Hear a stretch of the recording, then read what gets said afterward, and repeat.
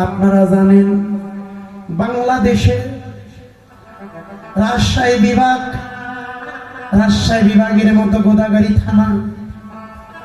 গোদাগাড়ি থানার ভেতর শ্রীপাঠ খেতরি ধামের প্রেম ভক্তি মহাজন নরোত্তম দাস ঠাকুর গুরু কোন বস্তু, গুরু কোন ধন বিশ্ব জগৎকে চিনিয়ে দিল, জানিয়ে দিল গুরুতেই এই জগতে একমাত্র সব কিছু। হরিবল হরিবল হরিবল।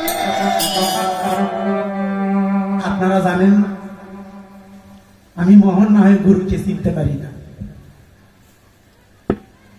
গুরু যদি রেগে যায় ভগবানকে তোমাকে মিলাই দিতে পারে, শাস্ত্রের কথা। কৃষ্ণ রুষ্ট হলে গুরু রাখিবারে পারে, গুরু রুষ্ট হলে কৃষ্ণ রাখিবারে না। গুরু যদি রেগে যায় তোমাকে ভগবানকে তোমার সম্মুখে মিলাই দিতে পারবে, গুরুদেবের এত পাওয়ার। কিন্তু কৃষ্ণের কোনোদিন শক্তি নাই গুরুকে মিলাই দিতে পারে।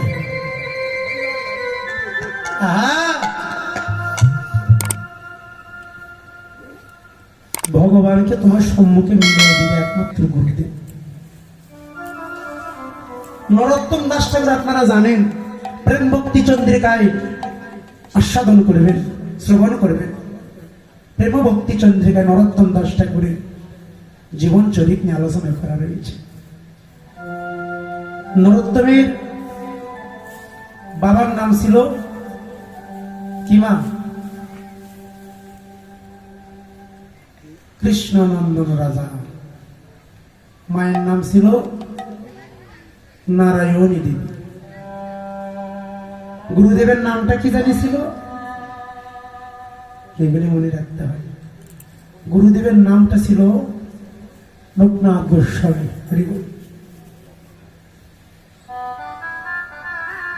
গুরু ধরো জেনে প্রসাদ খাও। ঠিক। নরোত্তম জমিদারের পুত্র হয়ে আপনারাও জানেন, এটা নতুন করে বলার কি আছে? বাদ দিয়ে যায় অন্যদিকে যাবো নাকি? এসে দাঁড়াইছে, না বললে থাকতে পারছি না। কারণ গ্রন্থ ছাড়া কথা বললে মৃত্যু পরে সেই ব্যক্তি অন্তিম কালে মুখে জল পায় না। এটা বৈষ্ণবীয় গ্রন্থ থেকে আলোচনাটা একটু এসে দাঁড়িয়েছে। এখানে বললেন যে জগতে গৌরের ভাব সে বুঝতে পারে কে যেজন গুরুর কৃপা লাভ করেছে। এবার গ্রন্থ দেখে যান, তাহলে জগতে গুরুর কৃপা কে লাভ করেছিল? প্রেম ভক্তি চন্দ্রিকা আস্বাদন করলে পাওয়া যায় আমাদের নরোত্তম দাস ঠাকুর উনি একমাত্র গুরুর কৃপা পেয়েছিল। হরিবল হরিবল। সামান্য ভক্তি দিয়ে ভগবান পাওয়া যায় না রে। তেঁতুল গাছে আম নিয়ে এসে তার গুরুকে সেবা দিয়েছিল। অসময়ে আম 12 বছর শিষ্য মিলে পথে ঘাটে, গুরু মিলে পথে ঘাটে, শিষ্য মিলানো বড় দায়। মনে কিছু করেন না জানো বাবা? হ্যাঁ, গুরু মিলে পথে ঘাটে। আমি পথ চিনি না। তাম্বুলপুর আমার ডাক্তার বিনোদ বাবুর আশ্রমে যাব, বিনোদ বাবার গ্রামে যাব, আমি তো রাস্তা চিনি না। কাল 1 ঘন্টা প্রায় ঘুরছি ওই গ্রামের মধ্যে, হাজার হাজার রাস্তা ধরে ম্যাপ চালু করে একবার কীর্তন করছি, অত মনে নেই। রাতের বেলা 3টার দিকে খালি ঘুরে ওই জায়গায় আসি। একটা স্কুলের মাঠে গিয়ে গাড়ি থামাই দেয়। আমি আগে আজান দেখ তারপরে যাবো। একটা মানুষ দেখি টুপি মাথায় দিয়ে নামাজ পড়তে যায়। বাবা আমি একটা বিপদে পড়ছি। বাবা তোমরা কই? বাসা কই? আমি বগুড়া থেকে আইসি। বাবা কই যাবো? আমি বিনোদ ডাক্তারের ওই জায়গায় যাবো। উনি তো আমাদের নিকটের মানুষ। যাও, আবার রাস্তা দেখে দিল, আবার চলে আসলাম, আপনাদের চরণ ধরে পেলাম। উনি আমাকে পথ দেখে দিল, তাহলে উনি আমার কি হলো? পথের গুরু হয়ে গেল নাকি বাবা? বোঝা যাচ্ছে আমার কথা বলি?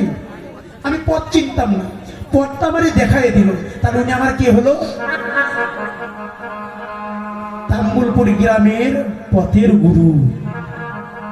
ওই জন্য গুরু মেলে পথে ঘাটে, একজন শিষ্য মিলানো বড় দায়।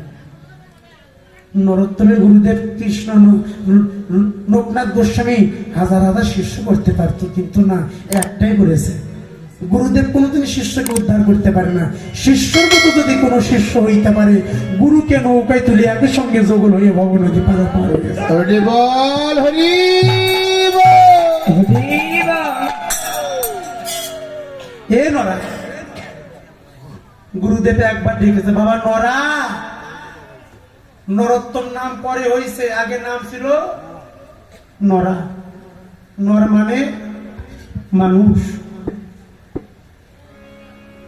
নর মানে মানুষ। এই মানুষ জীবের মধ্যে উত্তম কর্ম করে দেখিয়ে দিয়েছিল, তাই গুরুদেব নাম রেখেছিল নরোত্তম দাস ঠাকুর। নরা রে, বাবা নরা বাড়িতে আসিস?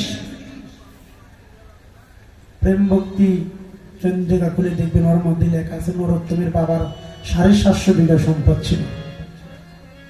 এক ডাক শোনা মাত্রই সবকিছু ভুলে গুরুদেবের দাসিত্ব করার জন্য, চরণ সেবা করার জন্য পিছে পিছে পিছে পিছে চলে গেল। ভুলে গেল 750 বিঘা সম্পদের কথা, সিংহাসনের কথা ভুলে গেল, জমিদারি পুত্র সবকিছু ভুলে একটা পরে চলে গেল। মারে আর আমি মোহন একটা টিন সেটের বাড়ির মায়া মমতা পরিত্যাগ করে ভক্ত সঙ্গ সাধু সঙ্গ আসতে পারি না, তাহলে আমার প্রতি কি গুরুর কোনোদিন কৃপা হবে? হরি বল হরি বল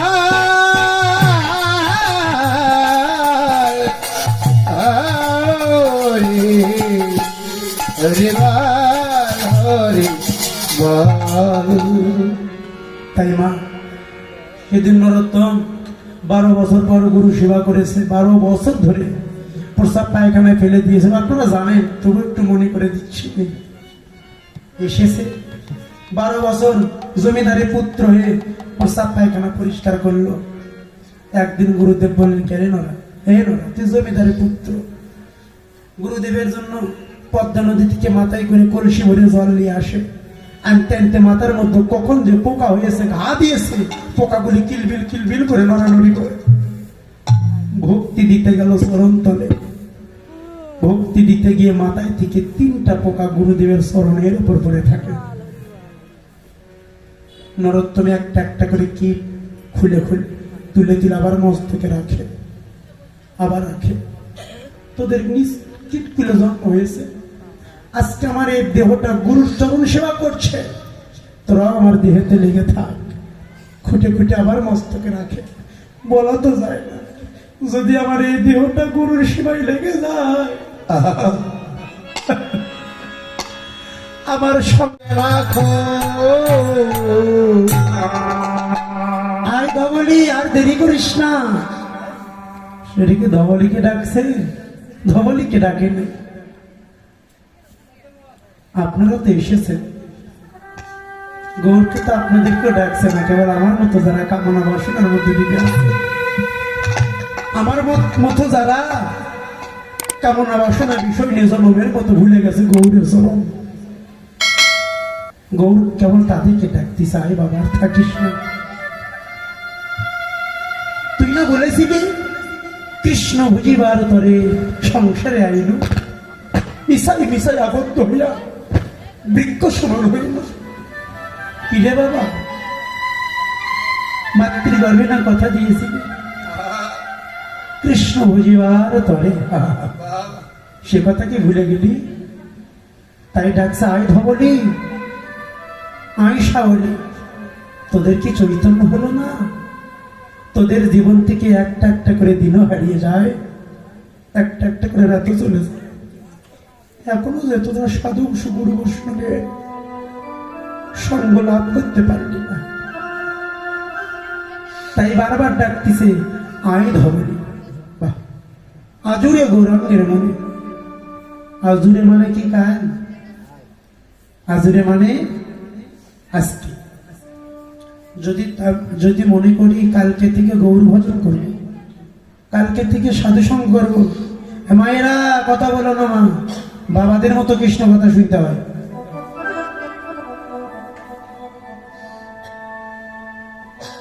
হ্যাঁ, যদি কেউ মনে করে আমি কাল থেকে গৌর ভজন করব, কাল থেকে আমি সাধু সঙ্গ করব, ওই ব্যক্তির জীবনে কাল মানে কাল হয়ে দাঁড়াইবে, আর হবে না। যদি সাধু সঙ্গ করতে হয়, ভক্ত সঙ্গ যদি করতে হয় বাবা, কাল থেকে নয়।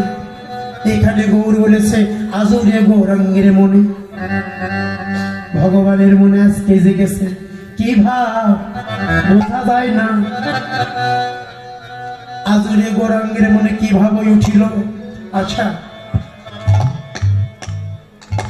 আপনাদের সবার গ্রাম কি এক জায়গায়? হ্যাঁ, এক জায়গায় না।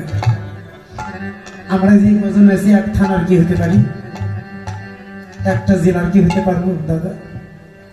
আমার বাড়ি যেমন বগুড়া জেলা, তাহলে তার মনের মধ্যে কি ভাব আছে এটা কি বোঝা যাবে? ছোট বোঝা যাবে না, কে কোন ভাব নিয়ে বসে আছে। তবে যার যেমন ভাব তার তেমনি লাভ। হ্যাঁ, কিভাবে উঠিল, গৌরের মনে কিভাবে হৃদয় হয়েছে এটা বোঝা যায় না, বোঝা যায় না। জগতে কাউকে বোঝানো যায় না। হ্যাঁ, বোঝাও যায় না, জগতে কাউকে বোঝানো যায় না। চৈতন্য চরিতামৃতে টিকা দিয়েছে, কি বলেছে? বোঝা যায় না তাহা নয় গো, তবে কে বোঝে জানো? চৈতন্যতে চৈতন্য চরিতামৃতে কলম ধরলেন কৃষ্ণদাস গোস্বামী।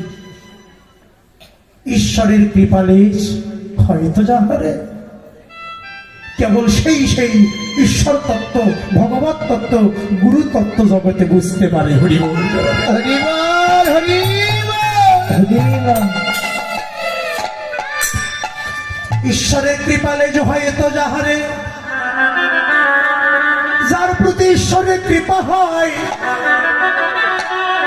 কেবল সেই সেই ঈশ্বর তত্ত্ব, আমার ভগবান তত্ত্ব, গুরু তত্ত্ব জগতে সেই বুঝতে পারে।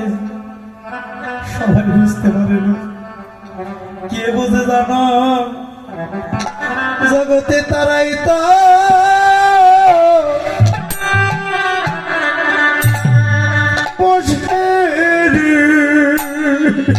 এই জগতে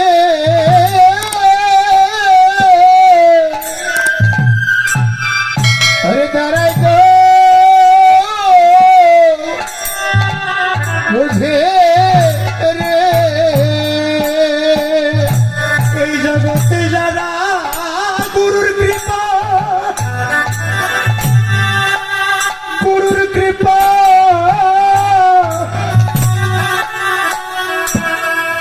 লাভ করেছে,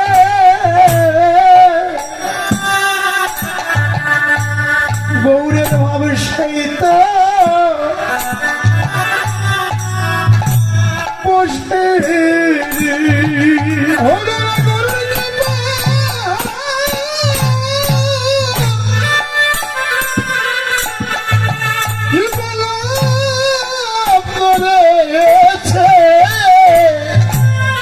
জগতে তারাই তো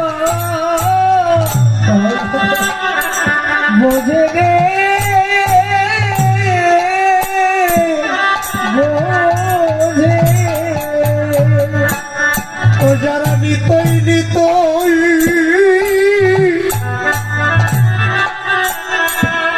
এই সাধু সঙ্গ করে, এইভাবে সেই তো সে তো বুঝবে। যারা নিতাই নিতাই গুরু সাধু সঙ্গ করে, সঙ্গ করে গৌরের ভাব, তারাই তো বুঝে রে। ও যারা গুরুর কৃপা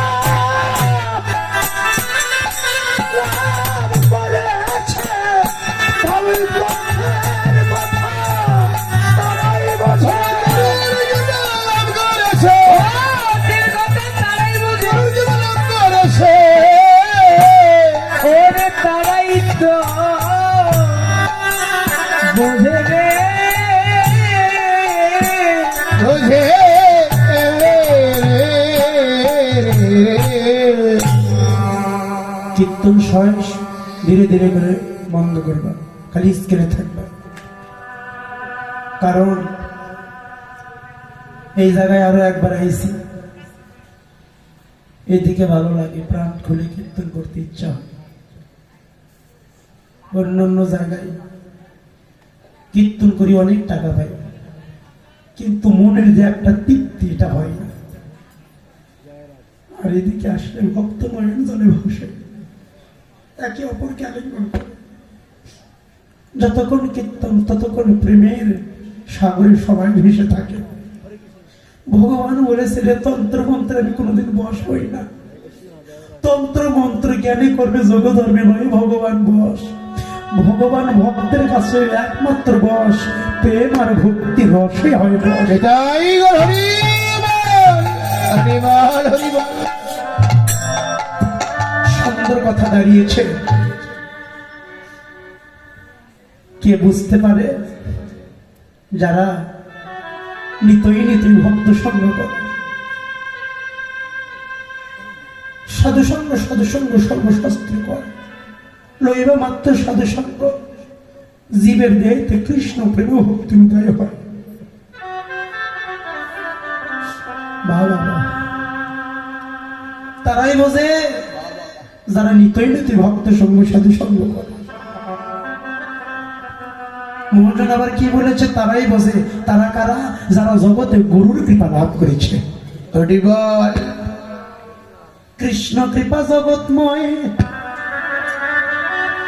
গুরুর কৃপা কোন কোন ভাগ্যবান ভক্তির প্রতি হয়, সবার হয় না মা। গুরুর কৃপা সবার ভাগ্য হয় না রে। গুরুর কৃপা, গুরুর কৃপা কে লাভ করেছিল? কে লাভ করেছিল গুরুর কৃপা?